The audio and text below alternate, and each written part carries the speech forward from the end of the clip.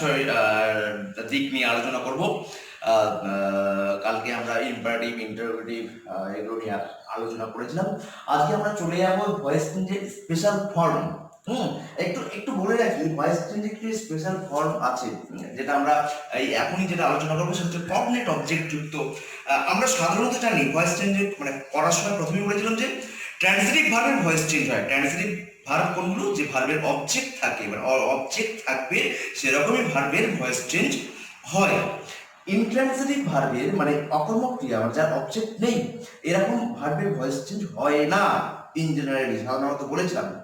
কিন্তু কিন্তু কিছু কিছু ক্ষেত্রে ব্যতিক্রম আছে, হ্যাঁ, যেটা হচ্ছে যেমন কগনেট অবজেক্ট। কগনেট অবজেক্ট কি একটু বলে রাখি, বাংলাতে যেগুলো সমধাতুজ কর্ম বলি। সমধাতুজ কর্ম মানে একই ধাতু থেকে উৎপন্ন কর্মকে সমধাতুজ কর্ম বলি। মানে ভার্ব এবং অবজেক্ট একই ওয়ার্ড থেকে উৎপন্ন হয়েছে, এবং ভার্ব এবং অবজেক্ট যেটা সেটা একই ওয়ার্ড থেকে উৎপন্ন হয়েছে। মানে ভার্ব এবং নাউন একই ওয়ার্ড, সেম ওয়ার্ড, সেটাকে আমরা কগনেট অবজেক্ট বলি। কগনেট এমনিতে ইন্ট্রান্সিটিভ ভার্বের কোনো ভয়েস চেঞ্জের না হলেও কিন্তু কগনেট অবজেক্ট যুক্ত ইন্ট্রান্সিটিভ ভার্বের ভয়েস চেঞ্জ হয়। দেখে নিই, এবার করে দেখে নিই কি লেখা হয়েছে। Passive voice of intransitive verbs with cognate object. এটা হচ্ছে যে প্যাসিভ ভয়েস অফ ইন্ট্রান্সিটিভ ভার্বের উইথ কগনেট অবজেক্ট যুক্ত ইন্ট্রান্সিটিভ ভার্বের আমরা ভয়েস চেঞ্জ কিভাবে হচ্ছে আমরা দেখে নিই। We have so far noticed that the transitive verbs are generally converted into the passive voice as they have objects. We have so far noticed, আমরা লক্ষ্য করেছি, that the transitive verbs সকল ক্রিয়ার are generally converted, সাধারণত রূপান্তরিত হয়, into the passive voice as যেহেতু they have objects, কারণ তাদের অবজেক্ট আছে বলে, কর্ম আছে বলে। that intransitive verbs অকর্মক ক্রিয়ার verbs having no object নেই cannot be converted into the passive voice A convert করা যায় না। however, যাই হোক, when an intransitive verb is used transitively having cognate object যুক্ত ইন্ট্রান্সিটিভ ভার্ব কিন্তু আমরা ট্রান্সিটিভ ভার্বের মধ্যে ব্যবহার করতে পারি। It can be changed into passive voice, তখন এটাকে প্যাসিভ ভয়েসে পরিবর্তন করা যায়। যেমন দেখে নেওয়া যায়, হি র্যান এ রেস, সে একটি দৌড় প্রতিযোগিতা দৌড়েছিল।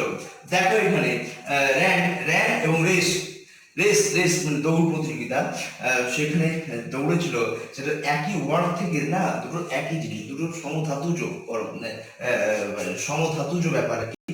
তাহলে এই যে ভয়েস চেঞ্জ হচ্ছে, দেখো, a race was run by him. নিচেটা দেখো, he dreamed a sweet dream.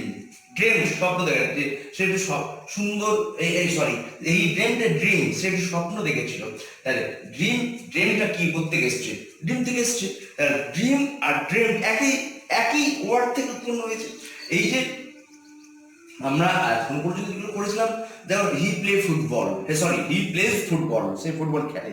Play আর ফুটবল দুটো কিন্তু আলাদা ওয়ার্ড, কিন্তু এখানে দেখো ড্রিমড আর ড্রিম দুটো কিন্তু একই ওয়ার্ড এবং একই ওয়ার্ড থেকে এদের উৎপত্তি, তাই এটাকে কগনেট অবজেক্ট বলা হয়। এই কগনেট অবজেক্ট যুক্ত সেন্টেন্সের আমরা কগনেট অবজেক্ট যুক্ত যে ভার্বের আমরা ভয়েস চেঞ্জ করতে পারি। তাহলে দেখো, a dream was dreamed by him. বোঝা গেল ব্যাপারটা?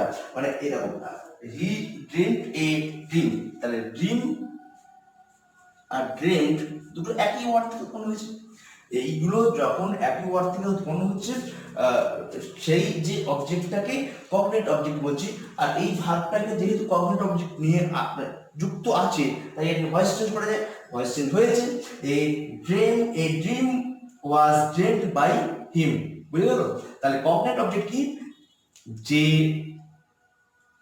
মানে সমধাতুজ কর্ম এবং ক্রিয়া একই ধাতু থেকে উৎপন্ন, সেটাকে আমরা সমতুল্য কর্ম বলি। মানে ভার্ব এবং অবজেক্ট একই ওয়ার্ড থেকে উৎপন্ন, সেটাকে কগনেট অবজেক্ট বলে। আর কগনেট অবজেক্ট যুক্ত সেন্টেন্সের বা ভার্বের সেটাকে আমরা ভয়েস চেঞ্জ করতে পারি। যেরকম ট্রান্সিটিভ ভার্বের ভয়েস চেঞ্জ করা যায়, ঠিক অনুরূপভাবে তাহলে ইন্ট্রান্সিটিভ ভার্বেরও কখনো কখনো ভয়েস চেঞ্জ হয়।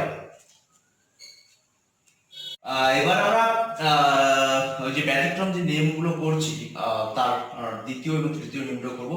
যে রিফ্লেক্সিভ অবজেক্ট, তারপর করবো ফ্যাক্টরিটিভ অবজেক্ট। রিফ্লেক্সিভ অবজেক্ট কি? যেগুলো সেলফ যুক্ত থাকে। যেমন আমি সে নিজেকে হত্যা করেছিল, হি কিলড হিমসেলফ, সে নিজেকে হত্যা করেছিল, বা হি হার্ট হিমসেলফ, সে নিজেকে আঘাত করেছিল। এই ধরনের যে সেলফ যুক্ত যে ওয়ার্ডগুলো তার ক্ষেত্রে কিভাবে হবে সেটাকে আমরা দেখে নিই একটু আর কি। সেটাকে রিফ্লেক্সিভ অবজেক্ট বলে। রিফ্লেক্সিভ অবজেক্ট লিখেছি আমি, সেলফ যুক্ত অবজেক্ট যেটা রিফ্লেক্সিভ অবজেক্ট বলে। তার নিচে একটু লেখা আছে, দেখে নাও। Reflexive object can not be change into subject. Reflexive যে অবজেক্টটা থাকে, হিমসেলফ, মাইসেলফ, এই ধরনের যেগুলো থাকে না, এইটাকে ধরো তুমি ভাবছো তাদের মানে যারা ভাবছে আর কি, তোমরা করার সময় ভয়েস চেঞ্জ করার সময় সাধারণ নিয়ম অনুযায়ী ভাববে, তাহলে হিমসেলফটাকে তো নিশ্চয়ই আমরা সাবজেক্টের জায়গায় নিয়ে আসবো না। না, এইটাকে মনে রাখতে হবে, যখন রিফ্লেক্সিভ অবজেক্ট থাকবে, মানে যখনই এই ধরনের সেলফ যুক্ত ওয়ার্ড থাকবে, তখন কিন্তু এই অবজেক্টকে সাবজেক্টের জায়গায় বা এই ধরনের হবে না। তখন দেখো হি হার্ট হার্ট হার্ট যেহেতু পাস্ট ফর্মে আছে, সেই জন্য হি ওয়াজ হলো হি ওয়াজ হার্ট বাই হিমসেলফ। যদি হি কিলড হিমসেলফ হতো একই হতো, হি ওয়াজ কিলড বাই হিমসেলফ। বুঝে গেল? এবারে ফ্যাক্টরিটিভ অবজেক্ট। ফ্যাক্টরিটিভ অবজেক্ট হলো ট্রান্সিটিভ ভার্বের যে অবজেক্টটি কমপ্লিমেন্টের মতো ব্যবহার হয়, অবজেক্টের কমপ্লিমেন্ট হিসেবে যেটা ব্যবহার হবে সেইটাকে কি ধরনের হবে, মানে এটাকে না, এইটাকে ওই তোমরা যেটা ডবল অবজেক্ট যুক্ত যেটা ভার্বের ডবল অবজেক্ট যুক্ত যে সেন্টেন্স, সেটাকে যে ভয়েস চেঞ্জ করেছিলাম, একটা পড়ে যাবে রিটেন্ড অবজেক্ট, আমরা যে কোনো একটা অবজেক্টকে সামনে নিয়ে চলে যাবো সাবজেক্টের জায়গায়, এটা এর সাথে ঠিক সেরকম হবে না। এটা দেখো ফ্যাক্টরিটিভ অবজেক্ট, ট্রান্সিটিভ ভার্বের যে অবজেক্টটি কমপ্লিমেন্টের মতো ব্যবহার হলে, দেখো দে মেড হিম কিং, তারা তাকে রাজা বানিয়েছিল, তাহলে তারা তাকে হিম কিং, মানে এই যে হিমটাকে রাজা বানিয়েছিল, তারা তাকে রাজা বানিয়েছিল, দে মেড হিম কিং, তাহলে হিমটাকে রাজা, তাহলে হিম যে মানে সেই রাজা, তাহলে এর কমপ্লিমেন্ট এটা তো দেখো আরেকটা ভালো করে দেখো, দে মেড হিম কিং, দুটো অবজেক্ট আছে ঠিকই, কিন্তু দেখো ব্যাপারটা ভালো করে দেখো, হিম হিম হিম কিং, মানে এই যে এইটা হিম যে সেই তো কিং। এবারে দেখো তার এটাকেই যখন আমরা হিমটাকে সামনে নিয়ে চলে আসবো, he was made king by them, he was made king by them. যদি আমরা ওই যে তোমরা ডবল অবজেক্ট যুক্ত যে সেন্টেন্স ছিল ওর মতো ভেবে যদি তোমরা কিংটাকে সামনে নিয়ে চলে আসো, king was made him by them, একদমই ভুল হবে। সবসময় এই যে ফ্যাক্টরিটিভ অবজেক্ট যেগুলো থাকবে সেটাকে তোমরা ওই এইভাবে ভয়েস চেঞ্জ করতে হবে, যে তোমাদের যে কমপ্লিমেন্টটা থাকবে সেই কমপ্লিমেন্টটা অপরিবর্তিত অবস্থা থাকবে। দেখো দে ইলেক্টেড হিম প্রেসিডেন্ট, তারা তাকে সভাপতি নির্বাচিত করেছিল বা তারা তাকে তার প্রেসিডেন্ট নির্বাচিত করেছিল। দেখো এখানে তাহলে হিমটার সামনে চলে এলো, সাবজেক্টের জায়গায় চলে এলো, he was elected president by them. বুঝে গেল ফ্যাক্টরিটিভ আর রিফ্লেক্সিভ? একবার দেখে নাও। ওকে, আমরা কোয়াসি প্যাসিভে চলে এসেছি। কোয়াসি প্যাসিভ আমাদের যখন প্রথম ভয়েস চেঞ্জ করার পর যখন বলেছিলাম যে অ্যাক্টিভ ভয়েস, প্যাসিভ ভয়েস এবং quasi passive. Active voice, passive voice নিয়ে আলোচনা করেছিলাম, কিন্তু কোয়াসি প্যাসিভটা বলেছিলাম যে পরের লাস্টের দিকে আলোচনা হবে। আমরা এবারে প্রায় শেষের দিকে চলে এসেছি। আমাদের ভয়েস চেঞ্জ নিয়ে আরো অনেক অনেক অনেক কিছু জানার আছে, অনেক একটা বিস্তারিত ব্যাপার ভয়েস চেঞ্জ, যদিও 3টে ক্লাসে করা সম্ভব না, কিন্তু যেহেতু আমাদের টাইম তো সীমিত, আমাদের তো এই টাইমের মধ্যে শেষ করতে হবে, তাই ইচ্ছে থাকলেও অনেক কিছু আর ব্যাপার আলোচনা করার কিন্তু উপায় নেই, তাই আমাদের 3টে ক্লাসে শেষ করতে হবে। আমরা শেষের দিকে আমরা কোয়াসি প্যাসিভ নিয়ে আলোচনা করছি। কোয়াসি প্যাসিভ হচ্ছে কর্মকর্তী বাচ্য, মানে যেটা দেখতে হচ্ছে অ্যাক্টিভের মতো, কিন্তু আমাদের সেন্সের দিক থেকে প্যাসিভের মতো দেখা যায় এই quasi passive is active in form, মানে গঠনের দিক থেকে active voice, but passive in sense, কিন্তু অর্থের দিক থেকে প্যাসিভ। আরেকবার দেখে নেওয়া যায়, এই quasi passive voice is active in form, গঠন অনুযায়ী সে active voice, but passive in sense, কিন্তু সেন্স মানে অর্থ অনুযায়ী সেটা প্যাসিভ ভয়েস। এটা দু রকমের, একটা হচ্ছে উইথ কমপ্লিমেন্ট, একটা without complement. With complement, without complement. এবার দেখে নেওয়া যাক উইথ কমপ্লিমেন্টের ক্ষেত্রে কিভাবে হবে আর উইদাউট কমপ্লিমেন্টের ক্ষেত্রে কিভাবে হবে। এখানে আরেকবার বলে রাখি, এটা যে অ্যাজ ইউজুয়াল যে ভয়েস চেঞ্জ তার থেকে অনেকটাই আলাদা, সেজন্য একটু একটু ভালো করে তোমরা খেয়াল করো। With a complement, without a complement, with a complement, দেখো এর গঠনটা কিরকম হবে, subject plus to be verb plus complement, সেই কমপ্লিমেন্টটা বসে যাবে, প্লাস when it is, যদি সিঙ্গুলার কোনো ফর্ম হয় তাহলে when it is বা if it is, প্লাস মূল ভার্বের থার্ড ফর্ম, মূল ভার্বের v3। একবার দেখে নেওয়া যাক এর গঠনটা কেমন। উইথ এই কমপ্লিমেন্টের ক্ষেত্রে subject plus to be verb plus complement plus when it is যদি সিঙ্গুলার হয় প্লাস মূল ভার্বের v3। নোট, এবার বিশেষ দেখো, সাবজেক্ট যদি প্লুরাল হয় তখন কিন্তু কি হবে, when they are বা if they are এটা বসবে। এবার আমরা একটা এক্সাম্পল দেখে নিই, তাহলে ব্যাপারটা আরো ক্লিয়ার হয়ে যাবে। অ্যাক্টিভ ভয়েসে হানি টেস্ট ইজ সুইট, হানির স্বাদ মিষ্টি। তাহলে হানির যে হানির টেস্টটা কেমন, মিষ্টি। তাহলে এটা একটা কমপ্লিমেন্ট, মানে মিষ্টি স্বাদ, হানির স্বাদটা কেমন, মিষ্টি। তাহলে হানির স্বাদটা মিষ্টি, এটা কমপ্লিমেন্ট। তাহলে এটা যদি কমপ্লিমেন্ট হয় তাহলে এইটার ক্ষেত্রে মানে এটা আমাদের আছে অ্যাক্টিভ ভয়েসে আছে, মানে কোয়াসি প্যাসিভে আছে। এই ধরনের ভয়েস চেঞ্জের কিভাবে করবো দেখো, সাব কি দেয়া আছে, প্রথমে সাবজেক্ট বসবে, তাহলে হানি বসে গেল, হানি টু বি ভার্ব, তাহলে এটা কি হবে, টেন্স যেহেতু আছে তাহলে কি আছে, প্রেজেন্ট ইন্ডিপেন্ডেন্ট টেন্স আছে, তাহলে ইজ হবে। এবার কমপ্লিমেন্ট, এবার প্লাস কমপ্লিমেন্ট, হানি সুইট। এবার দেখো যদি এটা যদি প্রেজেন্ট ইন্ডিপেন্ডেন্ট সিঙ্গুলার ফর্মে আছে তাহলে when it is বসবে, তাহলে when it is, তারপরে কি আছে, ভার্বের থার্ড ফর্ম, তাহলে when it is tested। তাহলে একবার দেখো অতি ইজি ব্যাপার, হানি টেস্টেড সুইট, এটা কি হবে দেখো, হানি is sweet when it is tested। দেখো ভালো করে খেয়াল করে দেখো গঠন অনুযায়ী ঠিকভাবে হলো কিনা, ঠিক আছে। এবারে দেখো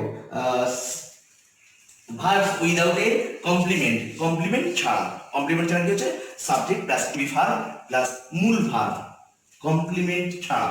দেখো দ্য কাউ ইজ মিল্কিং, গরুটা দুধ দিচ্ছে। এই ধরনের সেন্টেন্স কি হচ্ছে, এটা প্রেজেন্ট কন্টিনিউয়াস টেন্সের মধ্যে একদম হবে, সেজন্য হচ্ছে দেখো এটার ক্ষেত্রে কি হচ্ছে, subject plus to be verb plus ভার্বের v3। এটা কি হচ্ছে, দ্য কাউ ইজ মিল্কিং, এর সাবজেক্ট কি, কাউ, দ্য কাউ বসে গেল, মূল ভার্বের টু বি ভার্ব কি আছে, ইজ। এবং আমরা জানি কন্টিনিউয়াস টেন্স হলে কি হয়, বিং আনতে হয়, এটা বিং বসে গেল, ইজ বিং মিল্কড। আর একটা উদাহরণ দিয়েছে দেখো, দ্য ড্রামস আর বিটিং, ড্রামসটা বাজানো হচ্ছে, এখানে হচ্ছে একটি হবে দ্য ড্রামস,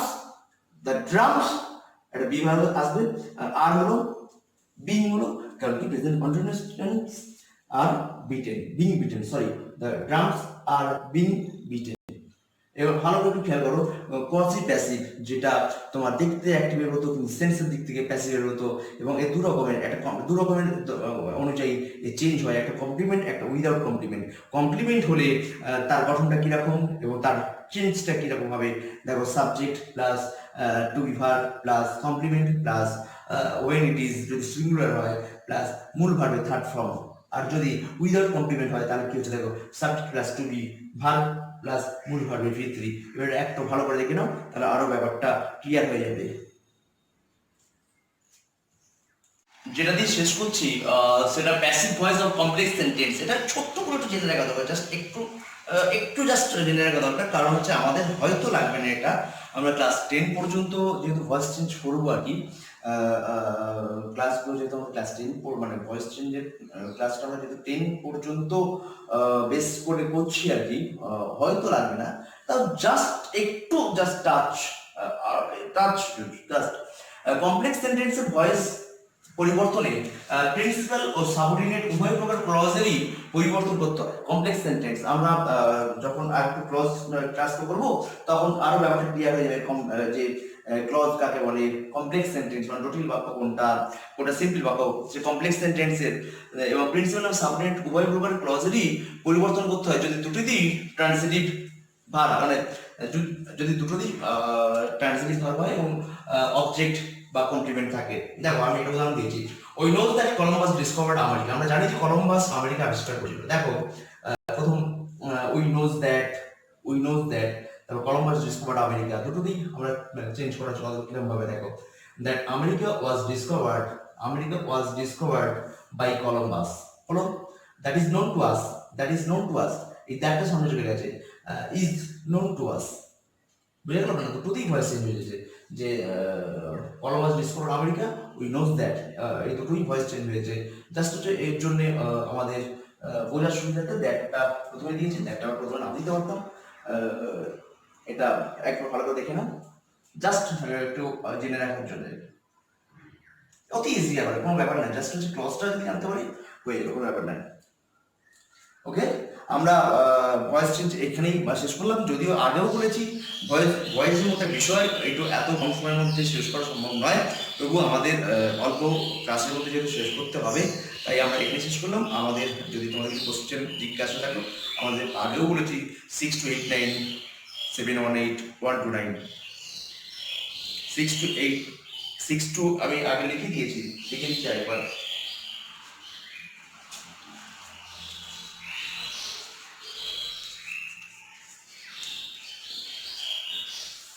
6289718129 এই নাম্বারে তোমরা হোয়াটসঅ্যাপ করতে পারো এবং তোমাদের যদি কিছু কোশ্চেন জিজ্ঞাসা থাকে তোমরা নিশ্চয়ই আমাদেরকে প্রশ্ন করবে, এবং আমরা কালকে বা আমাদের নেক্সট ক্লাসে আবার একটা নতুন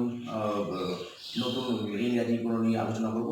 আজকে এ পর্যন্ত। তোমরা লকডাউনে তোমাদের যে স্কুলে যেতে পারছো না, কোচিং ক্লাসে যেতে পারছো না, নিশ্চয়ই এই ভিডিওগুলো তোমাদের কিছুটা উপকার হচ্ছে এবং আশা করছি তোমরা পড়াশোনা চালিয়ে যাচ্ছ, ভিডিও দেখে ভালো করে পড়াশোনা চালিয়ে যাও এবং মনটাকে ফ্রি রাখো এবং যখনই ইচ্ছা হবে ভিডিওটা দেখো এবং পড়াশোনা করো। ওকে, বাবাই, আজকে মতো এই পর্যন্ত।